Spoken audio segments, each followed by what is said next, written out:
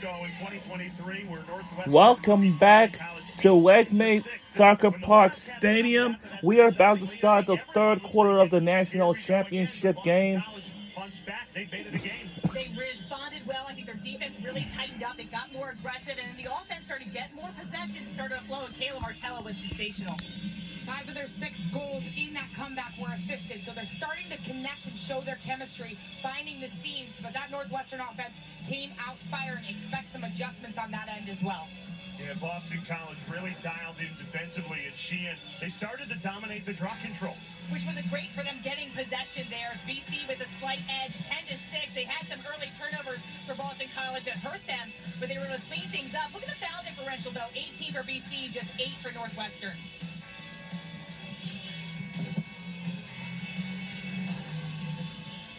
Kelly Monty Hiller, 8 wins, only 1 loss when it comes to national championship games. She's made it to championship weekend more than any head coach. And Northwestern and Monty Hiller start this second half with a 2-goal lead. They started this game with a 6-0 lead, so Boston College has done well to cut it to 2 here to start the third quarter. Big draw control win for Samantha Smith and the Wildcats to start the third. What adjustments do you think Northwestern has to make on the offensive end? Because they struggled in that second quarter. They only had 4 shots in that second quarter, so just generating some more possessions. This is what they came for. I think no one would have thought that Northwestern would have jumped out to a 6-0 lead and hold Boston College scoreless, so it's just understanding. 30 more minutes to play, got to lock in both offensively and defensively. And Charlotte, what's been the difference? Boston College obviously playing a lot more team defense in that second quarter. Spinning her way free to Noah Gale Schumacher. And BC comes away with it again. It's been their on-ball pressure. Early in that first quarter, the slides and second slides helped defensively were a little bit late.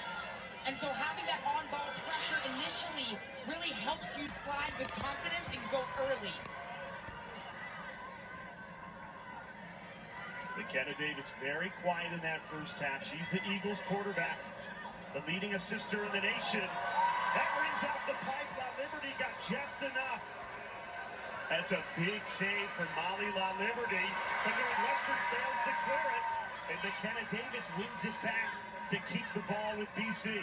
This is the BC team we've seen all season long. They fight for those extra ground balls. They fight for the extra possessions. And we are underway in the... Beautiful job. Love the passing sequence. La Liberty's able to keep that one out of the net, but a great offensive effort.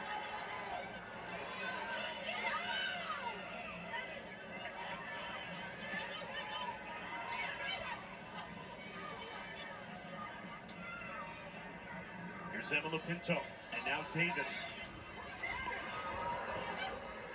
In that first half, we saw number 3, McKenna Davis, being shut off. She is the facilitator of this offense as a shooting space foul is called. And this is Ryan Smith, who steps up to the 8-meter.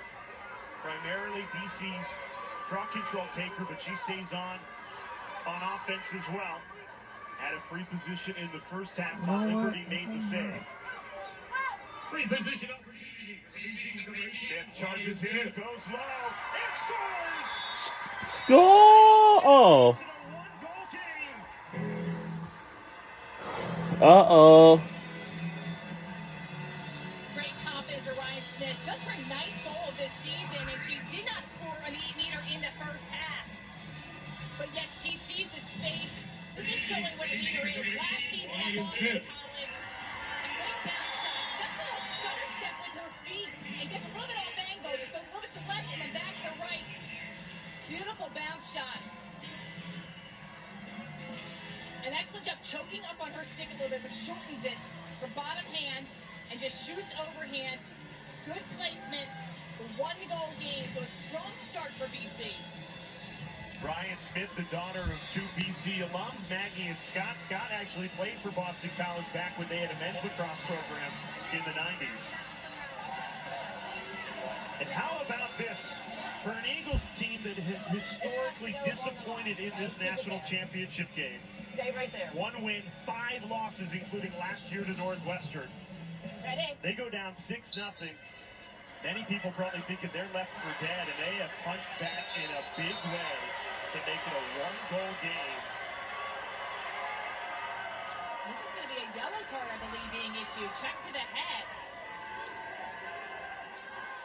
Going up for that ball in the air as they came down.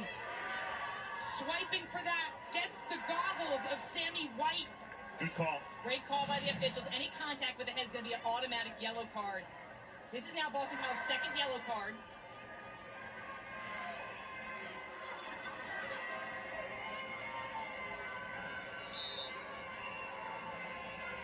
So Northwestern moves to the power play.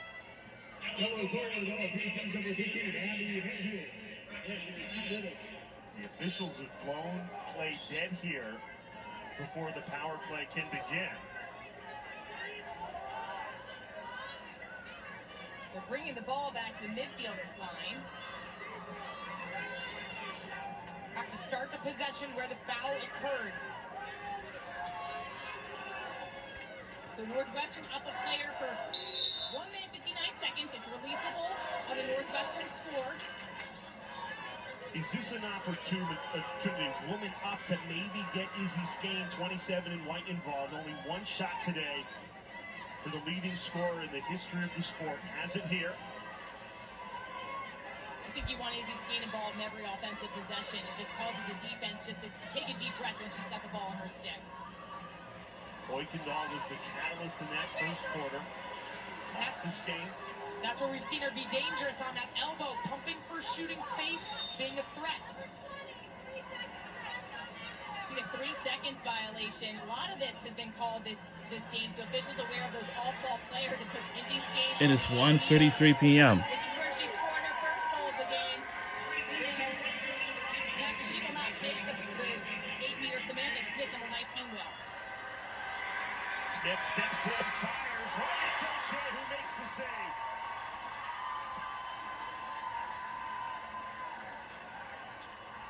That could have made a goal for us. So we have a 2-point lead.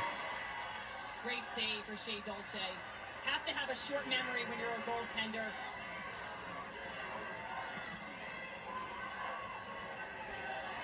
Lunging with her body, exploding to the ball.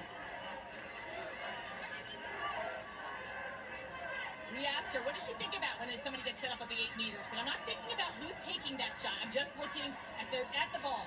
Focused on the ball, trying to make that save.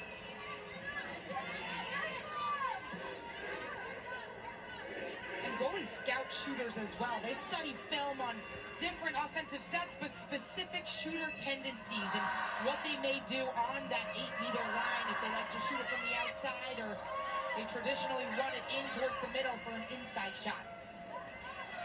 Jen Kent, Boston College's defensive coordinator, told us nobody watches more film than Dolce. Clearly that film study paying dividends in a national championship game. 10 seconds left on the power play. Very nice penalty kill by Boston College. And now they don't have much time. 7 seconds to shoot. Back to even strength. Although Pinto can't control it. Halpern there to disrupt again. Kendall Halpern has been excellent on the defensive end for Northwestern. And helps anchor what is a very veteran defense for the Wildcats. They'll need to lean on them in the second half. Halpern and Carly Mahoney, both of who've been recognized as real team leaders for that defense. They play a variety of defenses. They can have that high-pressure zone where they press out on the perimeter. They can also sink back, and we saw a lot of that in the first half. Sinking inside, trying to take up space on the middle. Here's Skane. For her standards, been very quiet today. Just one shot, has not forced it. But Northwestern might need her to step up. Eric Kuykendall with it now. That dynamic duo. One of the best 1-2 punch this sport has seen in a very long time. And another yellow card comes out. This one on Belle Smith. This is the 3rd yellow card now for Boston College. They had 5 yellow cards in last year's national championship game. Not typically known for getting a ton of cards. This is exactly the right call for the official to swipe to the head. So now Belle Smith's got one to her name. Becky Browndorf and Abby Harrod, both with a yellow card. 2 yellow cards, you're removed from the game of play as an individual. But on the next yellow card for Boston College, this penalty becomes 2 minutes and non-releasable. So the entire BC team has to rein in the aggression and play a little bit more conservative. What does that feel like, Charlotte, when someone whacks you in the head like that? Doesn't feel good, but those goggles are there for a reason, to protect your eyes. But defenders have to be careful. They got to use their footwork when they approach and guard a dodger on the perimeter. Not try to swipe for the stick, only when it presents itself away from the player's body to go for that check. This is a great draw of shooting space for Kuykendall. So there she had the opportunity to shoot, and she was looking to shoot with that pump fake. Draws that BC defender in the path of cage, not being completely marked up. Once again, a hanging hash mark, not a great angle. We've seen Kuykendall assist from you this said. angle, where she can cut to the inside, look to the far side. Madison Taylor. Kuykendall pointing at the backside, directing her teammates to set up because there is a man up somewhere when she sets up. They do force it to Taylor. But a foul called against Northwestern. The officials coming together here. Scott Hiller, assistant coach for Northwestern, who does most of the offense. Very frustrated with that call from the officials. It's going to be an alternate possession, so we'll see who this ball was awarded to. So there must have been a foul against Northwestern because BC won the run out on that shot. And looks like it's in Hunter Roman's stick, so this may go Boston College's way. Take another look. See the contact as Taylor draws 2. That angle to me, it looks like pretty good defensive effort with sticks up.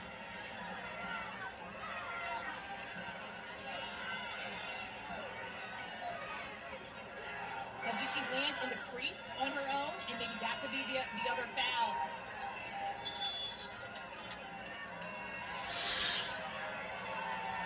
So Boston College ball and a great opportunity to kill this Northwestern power play. Another offensive possession that goes empty for the Wildcats. And another card coming out here. Uh-oh. For what? Oh, no. This is going to go against Northwestern. Oh, come on. These players have been playing with this new rule all season long, and we've seen a lot of adjustments made, especially in transition on the clear, but you've got to be careful of those physical fouls in 30, or else you'll be sidelined for 60 seconds. And this sets up 9-on-9. Uh-oh. in the settled offensive set for Boston College. So more spacing. That Northwestern zone will play maybe a little more conservatively and have to really pack it in. And right now we have 9-on-9. See how this works. Levy is smiling. She proposed rule changes to make this sport 6v6 offensively, and that's what we will get for the next minute. It definitely opens things up. I like the extra spacing for the offense when it goes 6-on-6. So you think it benefits the offense where there's a player out and it's 6v6? Yes, and I like the defense too. I don't like it clogged up. I love seeing the one-on-ones. I like the great takes, and a lot of times the zone defense takes that away. But when you have less people on the field, it makes it a bit harder to cover all that spacing with the zone. So I like a lot of goals and a lot of free space that you can be able to create. Davis spins free, tries to find Martello and a foul call. Shooting space violation. I think that Davis should have taken that to Cage. She was wide open off the roll dodge.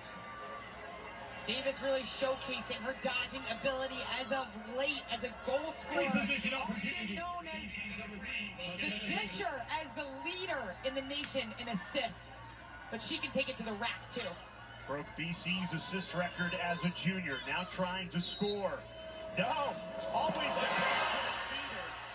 Thought she was going to go to goal, tried to pick out Lopinto, and instead turned. Ha! Lopinto's still down. She's very slow to get up, still on the ground. Pass was a little bit too high for Lopinto. Northwestern defender went down as well. I'm not sure if they made contact.